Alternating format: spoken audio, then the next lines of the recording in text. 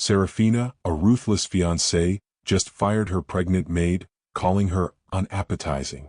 Seconds later, her penthouse is stormed by gunmen. Serafina is screaming for help, but she just fired the only person in the room who can actually give it. Welcome to Blissful Whispers. We are so glad you're here for this.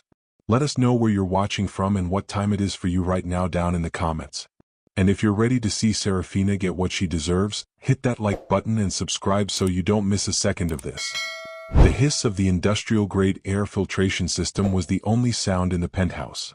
It was a sterile, white noise that smelled faintly of ozone and expensive antiseptic florals. Sunlight, scrubbed clean by 90 floors of atmosphere, streamed through floor-to-ceiling glass walls, hitting the white marble floors and polished chrome sculptures with a blinding, unforgiving glare. This was the world of Julian Vance. It was not a home, it was a statement.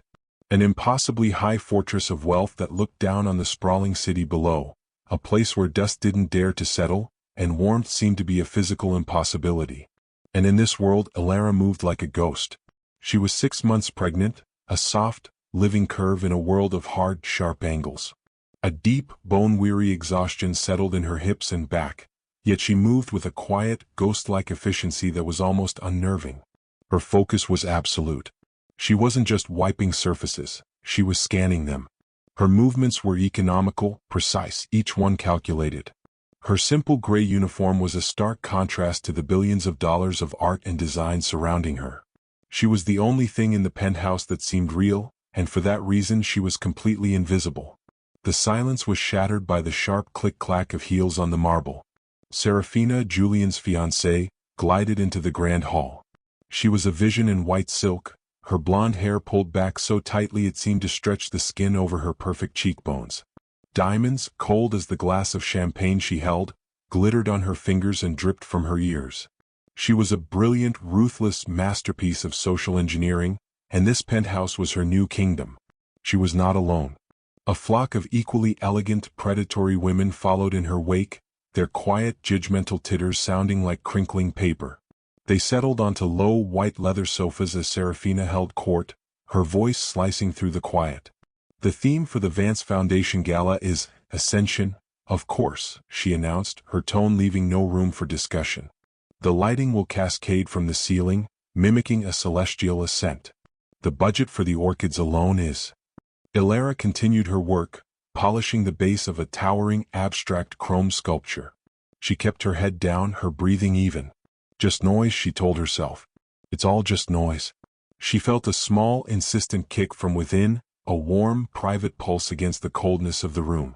This was her focus. This was the only thing that mattered. The press release must emphasize Julian's commitment, Serafina continued, but the quotes... She stopped. Mid-word. The entire room fell silent. Even the air filtration seemed to hold its breath. Elara froze, her hands still on the polishing cloth. The flock of women turned their heads in perfect, unnerving unison. Serafina's eyes, the color of a winter sky, narrowed. She took a slow, deliberate step toward Elara, her heels echoing like gunshots in the sudden quiet. She pointed one perfectly manicured, blood-red nail not at Elara, but at the sculpture. "What?" she said, her voice dropping to a low, dangerous purr. "Is that?" Elara turned. On the high-gloss black marble base, near the floor, was a single, faint fingerprint. A smudge. It might have been hers, or it might have been from one of the caterers who had passed through earlier. It didn't matter. Serafina let the silence stretch, a predator enjoying the stillness of her prey. She turned to her friends, a small, cruel smirk playing on her lips. "It's simply impossible," she sighed, her voice loud enough to carry, yet pitched as if it were a private, sorrowful grievance. "You spend millions on staff, and for what? It's a broken system." She shook her head, the diamonds on her ears flashing. "They're all the same, lazy, unfocused, and always bringing their personal problems to work." Her gaze drifted deliberately, pointedly, to the soft, unavoidable swell of Elara's stomach. The personal problem was named. The humiliation was complete, delivered with surgical precision. The women on the sofas let out a few polite, sharp whispers of agreement. Elara's face remained a perfect, placid mask. She didn't flush. She didn't tremble. She didn't look away. Inside her mind, a different voice was speaking. A cold, analytical voice she knew from another life. Threat assessment, negligible. Target, Serafina Vance, acting. Vitals, elevated. Motive, social dominance, power assertion. She'd faced men with guns. Men with knives. Men who wanted her dead. This was nothing. This was just noise. She lowered her eyes, breaking the gaze, a calculated gesture of submission. She looked at the floor, her voice level, quiet, and perfectly professional. Yes, ma'am. I'll fix it. With the same unnerving, ghost-like efficiency, she knelt, a difficult task with the baby, and buffed the smudge from the marble until it was a perfect black mirror. Serafina watched her for a moment, vaguely unsatisfied. The maid hadn't crumpled. She hadn't cried. She had simply obeyed. It was almost as insulting as the smudge itself. With a dismissive tisk, Serafina turned back to her flock. Now, as for the string quartet. Ilara rose slowly, her hand resting on her stomach. The fortress was intact. And the ghost went back to work. The days leading up to the gala compressed time, stretching each hour with a low, vibrating tension. Serafina's stress became a toxic fog that settled over the entire penthouse. She was a general planning a war, and Ilara was her most convenient foot soldier to kick. The humiliations were no longer just public rebukes. They became small, targeted cruelties. Serafina would request Ilara bring her tea, only to declare it tepid, and order her to remake it 3-4 times in a row. She would accidentally drop a heavy napkin ring near Ilara's feet, forcing the pregnant woman to bend over and retrieve it, a small, satisfied smile playing on her lips as Ilara struggled back up. The insecurity that drove her was a palpable thing. She was marrying into a dynasty, and the Vance Foundation Gala was not a party. It was her coronation. It had to be perfect. Any flaw, any smudge, any person out of place was a direct reflection on her. Ilara saw it all. She saw the way Serafina's hand trembled slightly after a tense call with Julian's mother. She saw the flicker of panic in her eyes when a floral arrangement arrived in a shade of white that was too creamy. Serafina was terrified of not being good enough, and she channeled that terror downward, onto the one person who couldn't fight back. The worst of it came 2 days before the gala.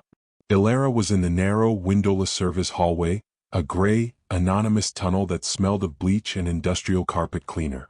She was carrying a heavy box of silver polish, and the baby was sitting low, pressing a hot, insistent nerve in her back. She stopped for a moment, leaning her forehead against the cool drywall, her hand protectively on her stomach. Just breathe. We're okay. There you are. Ilara's eyes snapped open. Serafina stood at the end of the hall, her arms crossed, her silk blouse the color of champagne. She advanced, her heels silent on the low-pile carpet, her presence sucking the air from the already claustrophobic space. She crowded Ilara, pinning her between the wall and her own intimidating aura. I've been reviewing the staff rotations for the gala, Serafina said, her voice a low, confidential purr. Her eyes did a slow, deliberate scan of Ilara's body, from her tired face down to the unmistakable swell of her uniform. The look was one of pure, unadulterated disgust. You'll be assigned to the main kitchen. Back of house. Exclusively. Understood, ma'am, Ilara said. Her voice was flat, her face a perfect, impassive mask. Serafina leaned in closer. The scent of her expensive perfume, a sharp, peppery floral, was choking. Let's be perfectly clear, dear, she whispered as if sharing a secret. The Vance Foundation Gala is about the future. Our donors, our family, they are here to see the strength and legacy of the Vance name. They are not here to be confronted with, well, she gestured vaguely at Ilara's stomach. Your unappetizing condition. Serafina's entitlement is sickening, isn't it? If you can't stand people who look down on others, hit that like button right now. Only someone who supports bullies like Serafina would just ignore this. The words hung in the sterile air, a poison dart delivered with a smile. So, Serafina continued, pulling back, you'll stay out of sight. You will be invisible. We cannot have you distracting from the ambience. Do you understand me? Ilara's hands, hidden at her sides, clenched into fists so tight her nails bit into her palms. The old, familiar fire, the one she'd spent a year trying to extinguish, licked at the base of her throat. One move. One twist. She'd be on the floor before she could draw breath. But the small, insistent kick inside her was a powerful anchor. It held her steady. She forced her hands to relax, one finger at a time. She met Serafina's icy gaze. "Perfectly, ma'am." "Good." Serafina smiled, a tight, triumphant flash of white teeth, and swept past, leaving Ilara alone in the gray, silent hallway. Ilara leaned her head back against the wall, her eyes closing. The humiliation was a bitter, metallic taste in her mouth. She held her breath, counting backwards from 10 just as she'd been trained. It's not real. It's just noise. This job was her sanctuary. This penthouse, this fortress of glass and steel, was the one place her old life could never touch her. The men she'd crossed on her last operation, they were not society bullies. They were killers. Hiding as a pregnant, invisible maid in the home of one of the most powerful men in the country was the perfect cover. The Vance Corp health insurance was ironclad, essential for the high-risk pregnancy she was now carrying. And then there was the anchor, the real, aching reason she was here. Julian. She was so close to him, yet a million miles away. She saw him every day, a man haunted, walking through his perfect life with the empty eyes of a man searching for a ghost. He was searching for her. The woman from the motel. The woman who had pulled him from the wreckage of his ambushed car, who had disarmed 2 gunmen, and who had hidden with him in that small, safe room for one rain-lashed night. He had no idea. He looked right through her, the mother of his child, as she polished his tables and collected his trash. The humiliation from Serafina was a sharp, stinging pain, but it was nothing compared to the danger she'd face on the street. It was the price of survival. Ilara pushed herself off the wall, ignoring the fire in her back. She picked up the heavy box of polish and continued down the hall. She could endure this. She had endured far, far worse. Julian Vance's private study was the heart of the fortress, and it was a prison. Where the rest of the penthouse was a sterile, blinding white, his study was a cage of dark mahogany, smoked glass, and brushed bronze trim. The air was thick with the scent of old leather and the low, subsonic hum of dedicated servers hidden behind the walls. It was the quietest, most isolated room on the 90th floor, and he was suffocating in it. He was not the arrogant King Serafina paraded in front of her committees. He was not the ruthless corporate shark the Wall Street Journal profiled. He was a man haunted, and he was completely, utterly stuck. On the main wall-sized monitor before him, a multi-billion-dollar acquisition deal was in its final, critical phase. Numbers, projections, and legal clauses scrolled by, demanding his attention. A single click from him would reshape an entire industry. He hadn't looked at it in over an hour. His entire focus was on a small secondary tablet propped up on the desk. The screen showed a single frozen image. It was a screenshot, grainy, pixelated, and blown up to the point of abstraction. It was sourced from a cheap, water-damaged security camera mounted in the hallway of a 2-star motel on the city's outskirts. The photo showed a woman's back. She was walking away from the camera, her posture erect and powerful despite the cheap civilian clothes she wore. The angle was bad, the lighting a flickering fluorescent nightmare. He couldn't see her face. He never had. But he could see the tattoo. Even in the low-resolution feed, it was unmistakable. An intricate, dark-inked design on her left shoulder blade. A compass rose, its points sharp and precise, intertwined with a serpent that coiled around it, its head pointed north. He'd spent a fortune having that image enhanced.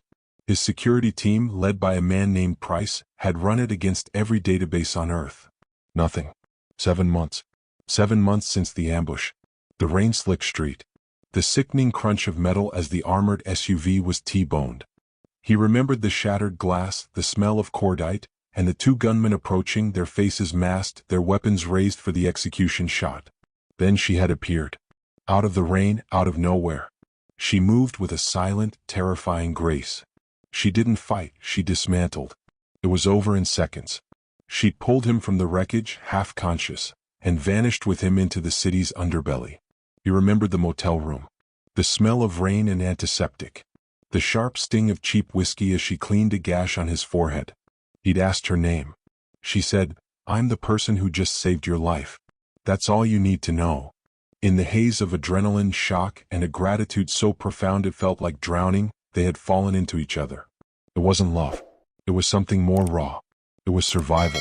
It was the only moment in his entire, suffocatingly planned life that he had ever felt truly, terrifyingly alive. He woke up alone to the sound of a dripping tap in a blank, empty room. She was gone. His motel ghost. The door to his study opened without a knock.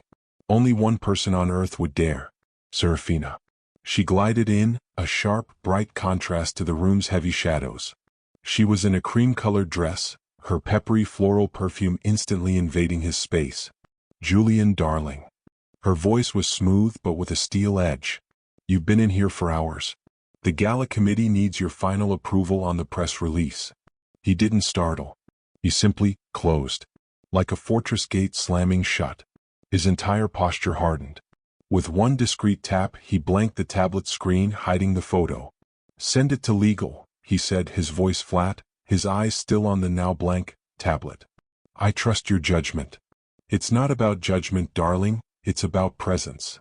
She walked up behind his chair, her red-nailed hands coming to rest on his shoulders. "Your mother is concerned.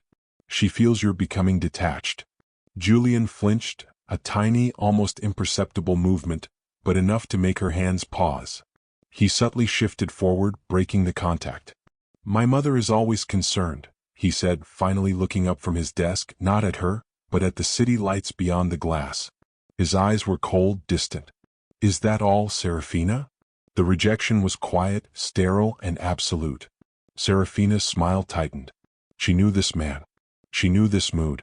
This wasn't the passionate, powerful heir she was supposed to be marrying. This was the empty, haunted shell he'd become 7 months ago, right after the accident he refused to discuss. Their marriage was a merger, a union of 2 dynasties. It had to happen. "Very well," she said, her voice turning brittle. "But you will be present tonight for the pre-gala donor dinner. You will smile. And you will act like the man who is about to be my husband." She turned and left, the click of the closing door echoing in the heavy silence. He was marrying this woman. This stranger. It was the deal he was born to make, the final piece in his family's legacy. But his mind was already back in that cheap motel, with the sound of the rain, the smell of whiskey, and the impossible woman with the serpent tattoo. Restless, angry, and suffocating, Julian finally pushed back from his desk. He needed air. Or at least a different view. He strode out of the study and down the long, impossibly white marble hallway, his mind a million miles away. He was mentally replaying the security feed frame by frame. Where did she go? How does someone that skilled just vanish? He walked right past Alara. She was on her hands and knees by a low console, her pregnant belly making the position awkward. She was meticulously cleaning the track of a sliding glass door, her movements precise, her face a mask of concentration. She saw him coming. Her breath caught, a tiny sharp gasp. Her heart hammered against her ribs, a painful, frantic bird in a cage. This was the closest he'd been all day. She could smell his cologne, a faint, clean scent of sandalwood and bergamot. The same scent from that night. She instinctively turned her head, hiding her face, her invisible uniform working as the perfect camouflage. Her knuckles were white on the cleaning cloth. Julian's gaze was fixed on the floor-to-ceiling window at the end of the hall, his mind lost in his obsession. He didn't see her. He didn't even register that a person was there. She was just a shape, a part of the furniture, a shadow in his peripheral vision. He passed her without a glance. The second he was gone, Alara let out a shaky breath she didn't know she was holding. A single hot tear of pure frustration and profound, aching loneliness slipped free and rolled down her cheek. It splashed onto the white marble floor. He was right there. The father of her child. The man she had saved. The man she was now hiding from to protect them both. And he was looking for a ghost, a fantasy, while she was kneeling at his feet, more real than anything else in this sterile, empty fortress. He's obsessed with a memory and Serafina is obsessed with a title. This entire penthouse is a shrine to fake people and hollow promises. If you're tired of entitled phonies and people who can't see what's right in front of them, comment, "I value realness" below. The true heart of the Vance penthouse was not the grand hall or the billionaire study. It was a windowless, climate-controlled room buried deep in the building's core, known simply as the command center. Here Julian's head of security, Price, reigned. Price was a grizzled ex-military man, a ghost from a different world. He had a face like a worn leather boot and eyes that had seen too much to ever be surprised. He believed in data, not people. And his data was telling him something he didn't like. He sat before a wall of high-definition monitors, each displaying a different, silent, high-angle view of the penthouse. He wasn't just watching, he was analyzing. His attention was focused on a feed from the main salon, recorded 2 days prior. He hit a key and the feed rewound. He played it back at half speed. On the screen, Elara was polishing a low table. A caterer, new and nervous, rushed past, clipping her shoulder with a tray. Price watched, leaning in. A normal person would startle, flinch, or cry out. Elara did none of those. In a single, fluid motion that was almost invisible at full speed, she absorbed the impact. Her body didn't recoil. It pivoted from the hips, her center of gravity instantly shifting to accommodate her pregnancy, her left hand coming up in a subconscious, defensive parry that looked like a simple gesture of surprise. She rebalanced, steadied the man, and checked the tray, all before the caterer had even finished his apology. It was the trained, instinctive economy of movement of someone who had practiced close-quarters combat for years. Price brought up another feed. Elara walking down the main hall. He toggled an overlay, a grid showing the camera's blind spots. "Look at that," he muttered to the empty room. She never entered a blind spot. She cut the pie at corners, her gaze sweeping the new area before her body entered it. When she stopped to clean, she never faced a wall. She was always angled toward the room's primary entrance. She didn't just walk, she scanned. Her eyes were constantly moving. Exits, cameras, new arrivals. "She's a ghost, all right," Price said, his voice a low growl. He pulled up her file. Elara. No last name. References from a temp agency that went bust 6 months ago. Clean social. Too clean. He knew he had to act. He found Julian an hour before the pre-gala dinner, standing in his private dressing room, tying his bow tie with a frustrated, jerky motion. "Sir, a word," Price said from the doorway. "Price, I'm late," Julian snapped, not turning. "The donors are already here." "What is it?" "It's about the new maid." "Elara." Julian paused. "The pregnant one? What about her?" Price stepped into the room. "She's not just a maid, sir." Julian finally turned, his impatience radiating off him. "What are you talking about?" "I've been watching her," Price said, his voice flat and serious. "The way she moves, it's not civilian. It's trained. Deeply. She doesn't walk, she scans. She clocks every exit, every camera, every person in the room. I saw her take a hit from a caterer that would have put any other woman on her back. She parried it." Julian stared at him, uncomprehending. "She what?" "Price, what is this?" "I'd bet my pension she's ex-ops," Price said, his eyes locking with Julian's. "Special forces, private security, something high-level. She's a ghost, all right, but not the kind you're looking for." A flicker of interest in Julian's eyes, quickly extinguished by irritation. "She's a pregnant woman. She's probably just careful." "Sir, that level of careful is called operational security. She's either hiding from something very bad, or she's an infiltrator here for the gala." Price's tone was grave. "I'm recommending we pull her off the floor. Immediately. Put her in a holding room until we can verify her identity." Julian's frustration boiled over. His mind was on his own ghost, on Serafina's demands, on the crushing weight of the gala. This was a complication he didn't need. An infiltrator? "Price, she's a housekeeper. She's been here for weeks. If she was going to do something, she would have done it." He turned back to the mirror, adjusting his cuffs. "I pay you a small fortune to manage security, not to build conspiracy theories about the housekeeping. Lock down the event. Make sure every guest has credentials. I don't have time for your theories." The dismissal was absolute. Price stood in the doorway for a long moment, his jaw tight. "Understood, sir." He walked away, but he didn't go back to the command center. He headed for the staff briefing room. Julian wouldn't listen. So, Price would take matters into his own hands. He pulled his lead agent aside. "The pregnant maid, Elara. I want eyes on her. Constant. Discreet. I don't care if she's just polishing silver. I want to know." The night of the Vance Foundation Gala was Serafina's masterpiece. It was her Apex 7 demonstration, the flawless, high-stakes debut of her power as the future Mrs. Vance. The penthouse had been transformed. Thousands of white orchids seemed to float in the air, suspended on invisible filaments, part of the celestial ascension theme. The lighting was a soft, silvery starlight. A string quartet played in the corner, the music a sophisticated, expensive murmur beneath the din of 100 conversations. The air was thick with the crush of bodies, the clinking of crystal, and a suffocating cloud of competing high-end perfumes. This was Serafina's serpent's nest, and she was its queen. She was radiant, a vision in a gown of midnight blue sequins that clung to her like a second skin. She was on Julian's arm, her smile dazzling, her laughter a perfect, practiced chime. She was holding court, accepting praise from senators, tech billionaires, and old-money matriarchs. Julian was the perfect prop beside her. Handsome, powerful, and utterly, soul-crushingly empty. Elara was invisible, just as she'd been ordered. She was assigned to the service bar, a small, hidden alcove just off the main hall, concealed by a towering floral arrangement. Her job was to keep the trays of champagne flutes stocked. The heat was stifling. The back of house was a chaotic blur of servers and kitchen staff, and her back was a single, searing line of fire.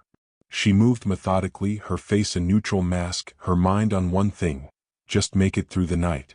8 more hours and she could go home to her tiny, empty apartment and soak her feet.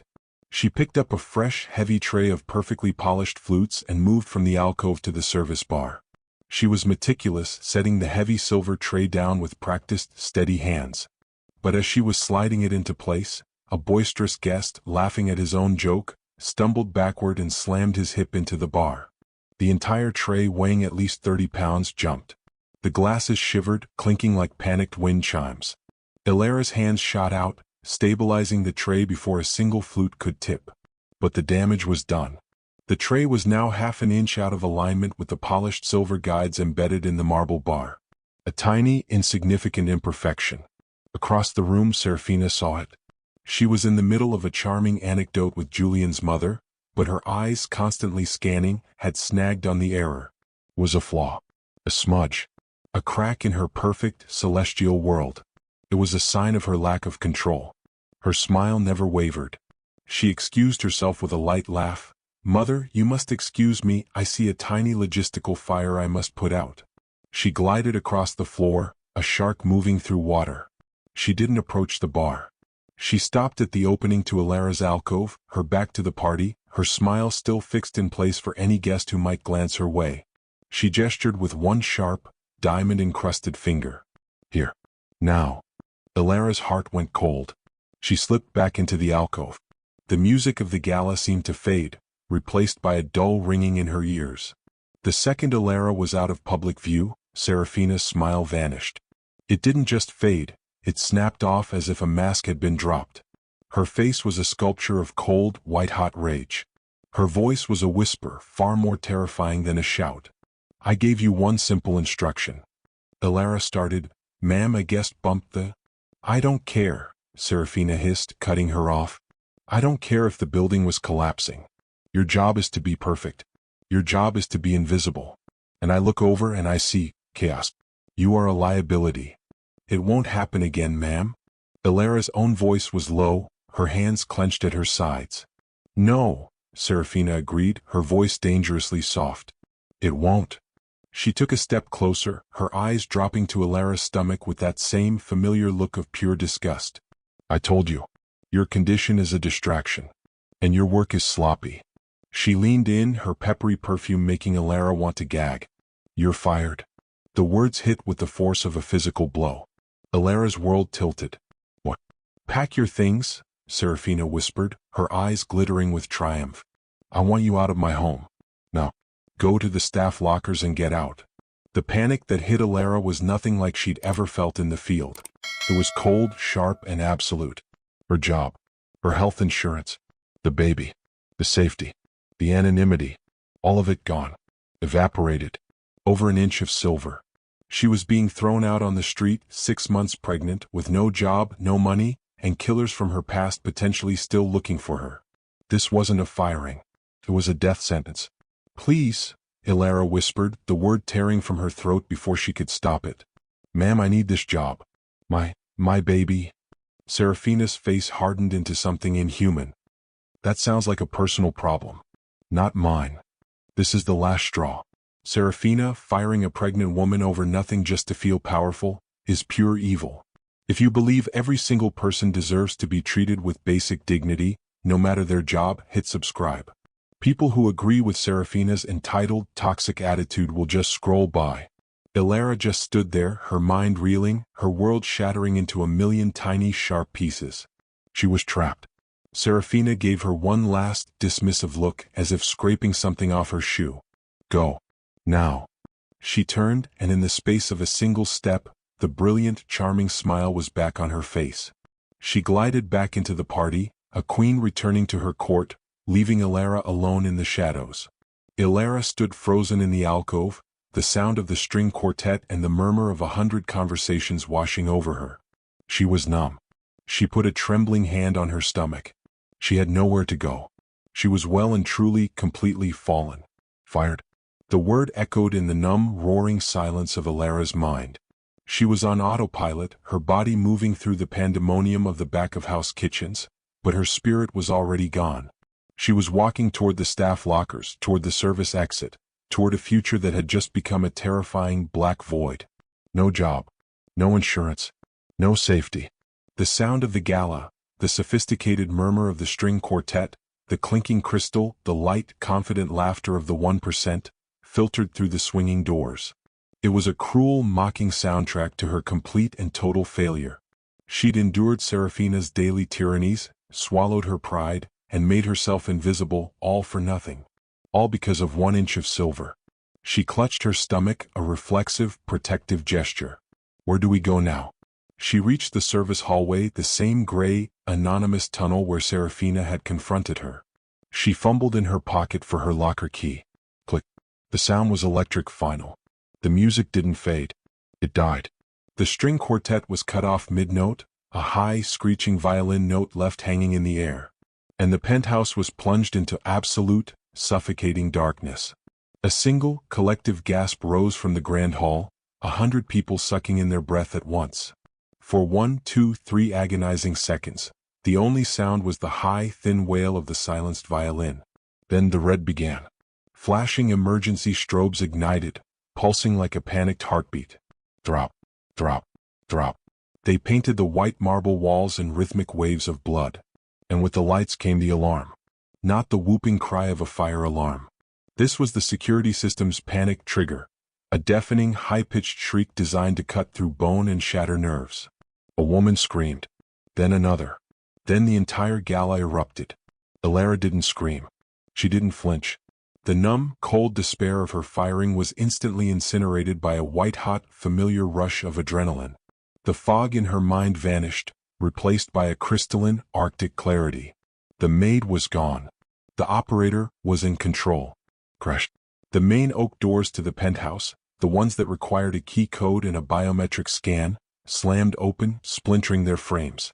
Ilara flattened herself against the service hallway wall, using the shadows between the red pulses. From her vantage point, she had a perfect oblique angle on the breach. They poured in. Not thugs. Not robbers. Professionals. 8 of them.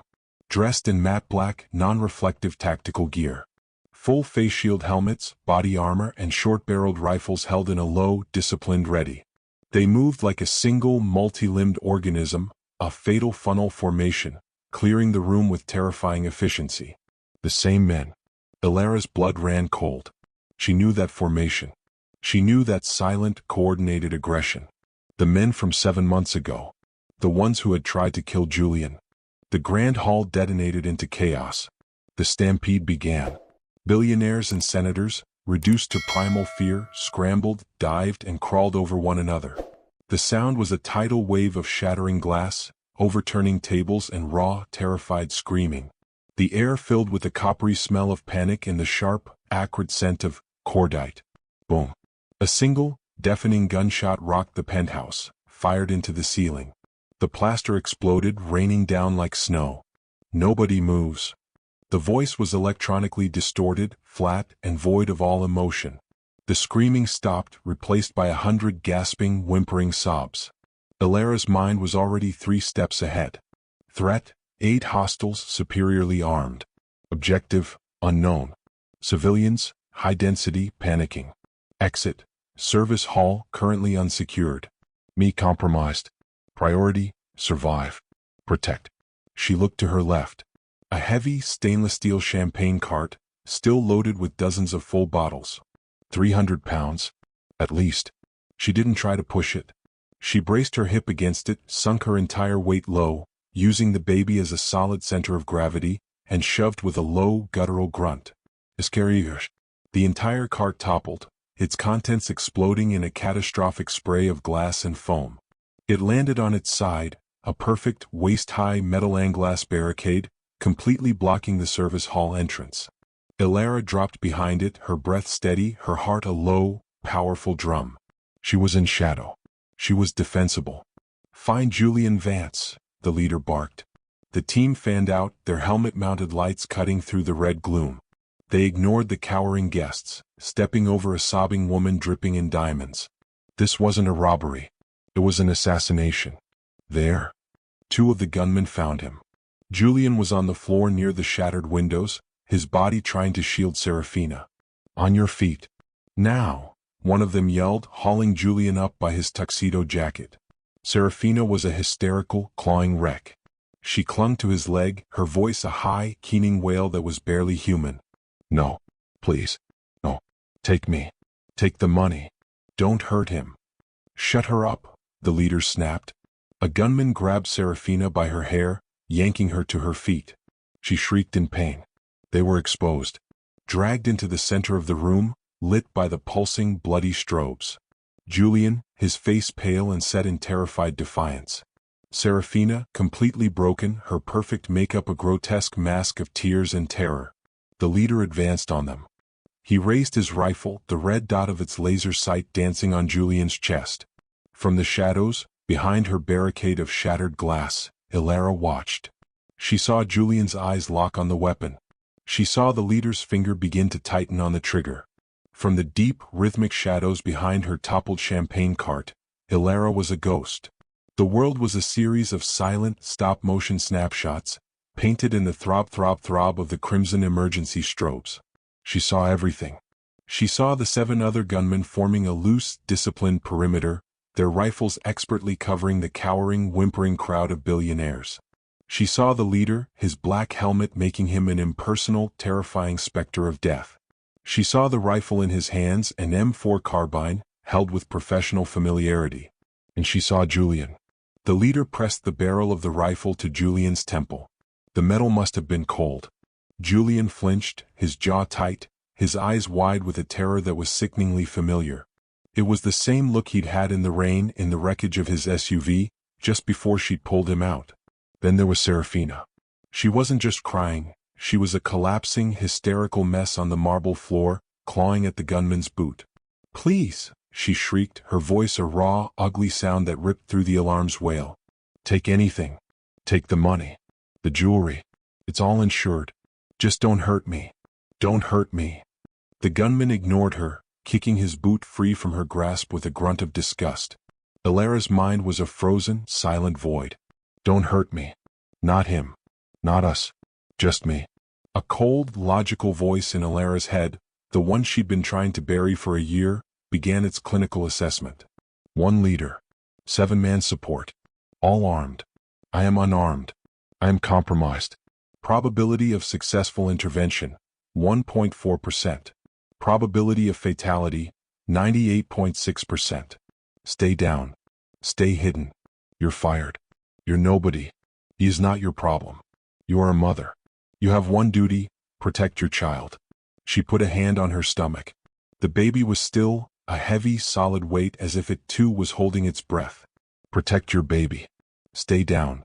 The leader's electronically distorted voice boomed. "Julian Vance.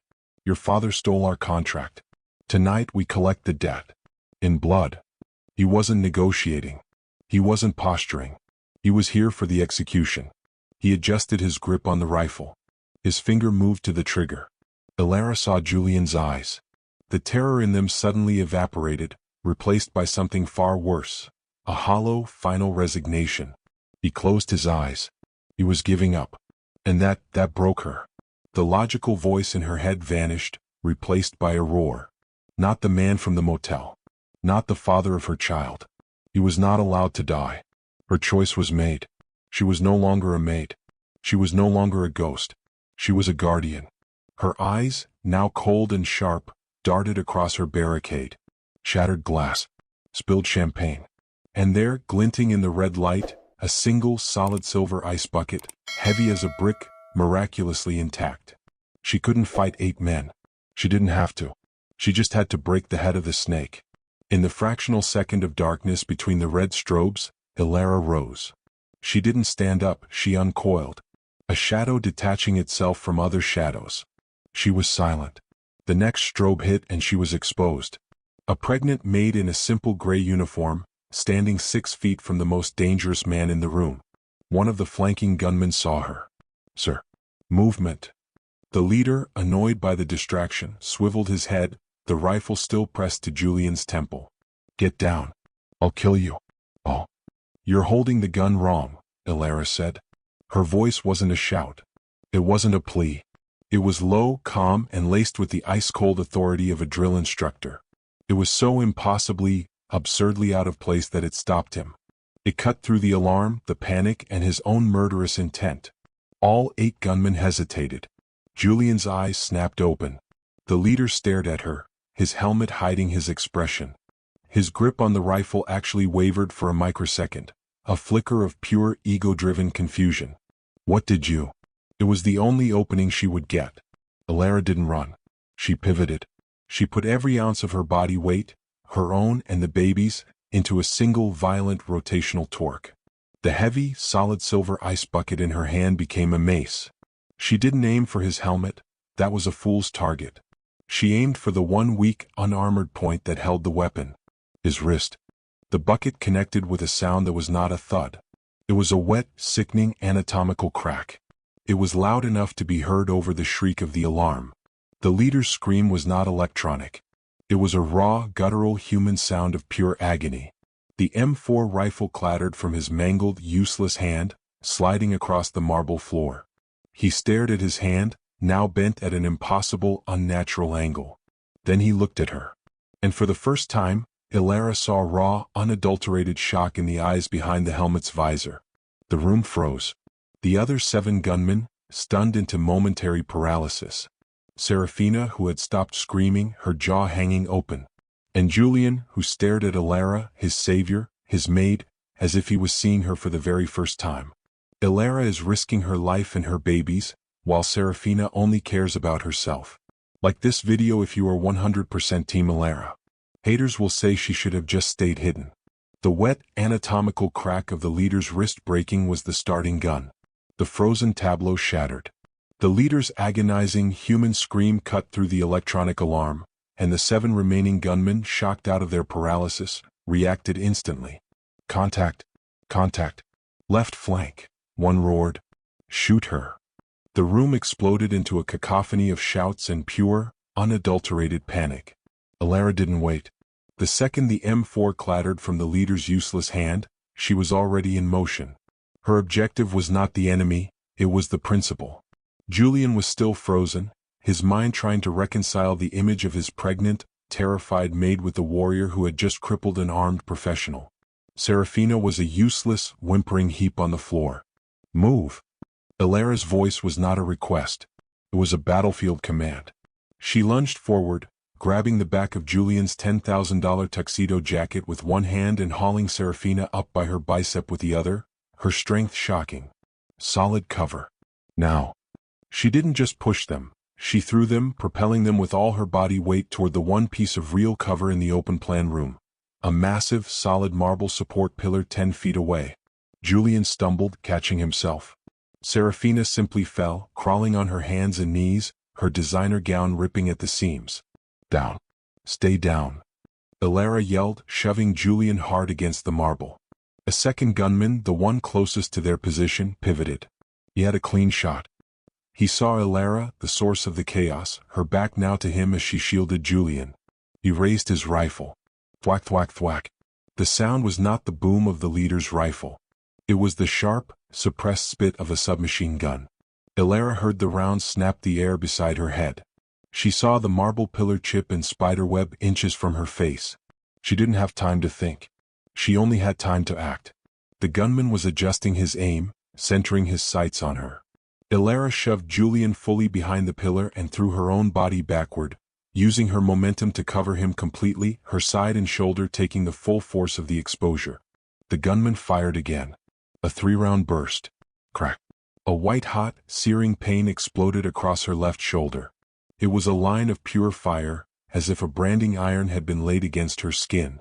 The bullet had grazed her, tearing a deep, bloody furrow through flesh and muscle. The force of the impact slammed her against Julian, her breath punched from her lungs in a sharp gasp.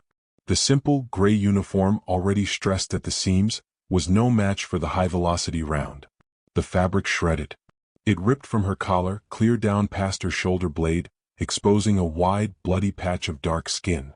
Julian was on the ground, his ears ringing from the alarm and the gunfire.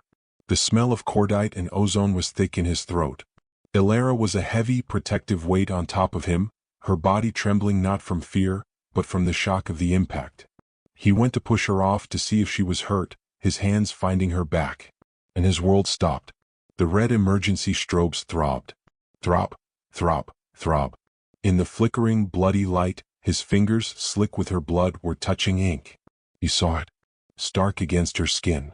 An intricate tattoo. A perfect, dark-lined compass rose, its points sharp and unwavering. And coiled around it, its head pointing north, was a serpent. His heart stopped. His breathing stopped. The shouts, the screams, the gunfire, the alarm, it all evaporated, fading into a distant, muffled roar. He knew that tattoo. He had stared at it for hours on a pixelated, grainy security feed. He had touched it once in the dim, rain-soaked, flickering light of a cheap motel room. It wasn't a ghost. It wasn't a fantasy. It was her. The maid. The invisible woman. The unappetizing condition Serafina had fired. She was the one. The warrior from the motel. The woman who had haunted his every waking moment for 7 months. It's you, he whispered, the words stolen from his lungs. It was not a question. It was a stunned, broken, impossible realization. Ilara grunted, her teeth clenched in pain. She couldn't answer. The gunman who shot her was advancing, leveling his weapon for a final, clean execution shot. Crash. The massive, reinforced glass doors to the terrace didn't just open. They imploded, shattering inward in a tidal wave of safety glass. Vance security. Get down. Get down. Price. He was leading a 6-man team in full tactical gear, moving with the same professional, terrifying efficiency as the attackers. Ilara, in the last second before grabbing the ice bucket, had slammed a discreet, staff-only panic button under the lip of the service bar. Price's team hadn't been responding to the alarm. They'd been moving this whole time. The firefight was not a Hollywood brawl. It was a 3-second, deafening, professional execution. Price's team was on home turf and they were better. Shouts of "clear" and "suspect down" echoed as the last of the gunmen fell. The piercing shriek of the alarm was finally silenced, plunging the room into an eerie, pulsing red quiet, broken only by the whimpers of the guests and the shouts of the security team. "We have the principal," Price yelled, spotting Julian. "Paramedics now." But Julian's world was still just the 6-foot space around the pillar. The immediate threat was gone. The adrenaline that had held Ilara together, that had allowed her to function through the pain, vanished. It left a vacuum and a cold, nauseating agony rushed in. She groaned, rolling off him. Her body slumped against the marble. She was pale, her skin clammy. And her first instinctive, panicked motion was not to her bleeding shoulder. It was to her stomach. She clutched her pregnant belly with both hands, her eyes wide with a terror far deeper than anything the gunman had caused. "No, no, no, please no. Not the baby. Please be okay." Julian was still on his knees, his $10,000 suit ruined, his hands slick with her blood. He was staring at the tattoo now glistening in the red light. "You," he said, his voice shaking, trying to connect the two realities. "You saved me. That night. In the rain. Why? Why are you here?" He looked at her, really looked at her, his maid. "Mopping floors? Why didn't you find me? Why did you run?" Ilara was breathing in short, shallow gasps. I had to vanish, Julian," she whispered, the words ragged. I couldn't bring that life. Her eyes, full of a universe of pain he couldn't begin to understand, dropped from his face to her hands, which were desperately, protectively clutching her stomach. Into this. Julian followed her gaze. He saw her hands. He saw the pronounced 6-month pregnant belly they were cradling. And the timeline, the math, the final, impossible, undeniable truth, slammed into him with the force of a physical blow. 7 months ago. The ambush. 7 months ago. The motel. One night. He looked at her belly. He looked at her face. The dates, they aligned. No, it couldn't be. Elara. He breathed, his own voice cracking. I came here to be close to you, she confessed, the tears of pain and fear and 7 months of secrecy finally breaking free, streaming down her face. I had to be safe. To use the insurance, for the... Julian's world narrowed. The room, Price, Serafina, who was now sitting in a numb, silent shock, it all evaporated. There was only Elara, her blood, and her secret. It's... He choked out. The word wasn't a word. It was just air. His mind couldn't form the question. It's mine? Elara closed her eyes, a single agonizing, tear-filled nod. Yours. The truth is out. If your jaw just hit the floor, comment she's a hero. Below. Let's flood the comments with support for Elara and show the Serafinas of the world they can't win. The world came rushing back in a tidal wave of noise and flashing light. The piercing shriek of the alarm was gone, replaced by the chaotic, overlapping shouts of Price's security team. All clear. All suspects down. Get EMS in here now. The pulsing red strobes were drowned out by the harsh, flashing white and blue lights of police officers flooding in from the main elevators, their radios crackling with static.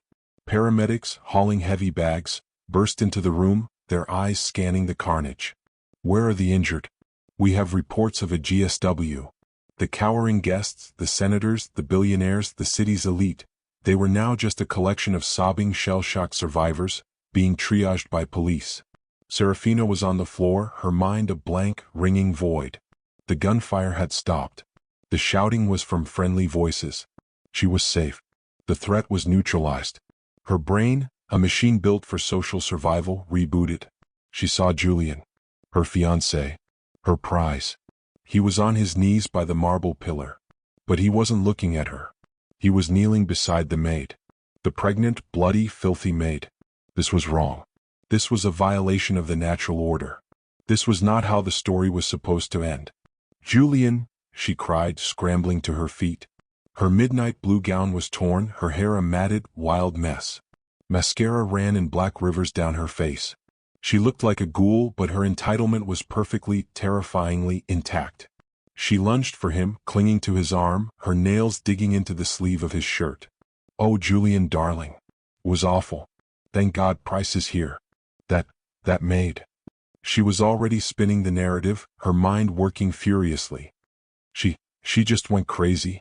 She attacked that man with the bucket and they started shooting. She caused this. She put us all in danger. Julian had been staring at Elara. The word yours was echoing in his head, a sound so loud it had drowned out the entire gunfight. It was a single word that had rebuilt his entire world. Serafina's voice, her accusations, were a gnat buzzing in his ear. She caused this. He turned his head. He looked at Serafina's hand, her claws digging into his arm. And a cold, pure, clarifying rage, a rage he had never felt in his life, rose in his chest. He didn't just pull away. He shoved her. It was a hard, impersonal, violent rejection. Serafina stumbled backward, landing hard on the marble floor, her mouth falling open in a gasp of genuine, stunned shock. He had never ever touched her with anything but cold, polite indifference. He ignored her. Completely. His entire universe had contracted to the woman on the floor. Sir, we need you to move, a paramedic yelled, trying to get to Elara. Wait, Julian commanded, his voice a low growl of absolute authority. He didn't move. He was making a statement. In one smooth, deliberate motion, he stripped off his $10,000, custom-made tuxedo jacket. The silk lining whispered in the chaotic room. He leaned down. Elara flinched, her training telling her to resist, to get up, to fight. But he was gentle. Tender. He draped the impossibly heavy, impossibly warm jacket over her shoulders. It was a profound, symbolic act. The jacket, his armor, instantly covered her. It hid the cheap, gray, blood-soaked uniform. It hid the raw, bleeding wound on her shoulder. And it hid the tattoo. He covered his ghost, protecting her from the police, from the paramedics, from the eyes of Price. He was claiming her. He was protecting his secret, his family. "Can you stand?" he murmured, his voice low, for her only. She nodded, biting back a cry of pain, her hand still protectively on her stomach. He slid one arm under her back, the other under her knees, and lifted her. He stood up, holding her against his chest, her head lolling against his shoulder, his jacket completely dwarfing her. Ilara's eyes fluttered. For the first time in her life, she wasn't the operator. She wasn't the guardian. She was being saved. And in that moment she let herself be. "Julian." Serafina's voice. It wasn't a sob. It was a shriek. A high, thin, breaking sound of pure, panicked rage. She saw her future, her merger, her name, being carried out of the room. "What are you doing?" she screamed, scrambling to her feet. "What about me? She's the help. I fired her. Put her down." Julian stopped. He turned his head, his body still angled toward the exit, toward Ilara's salvation. He looked back at his fiancée for the last time. He saw her, truly saw her, a hollow, terrified, grasping creature, drenched in diamonds and self-pity.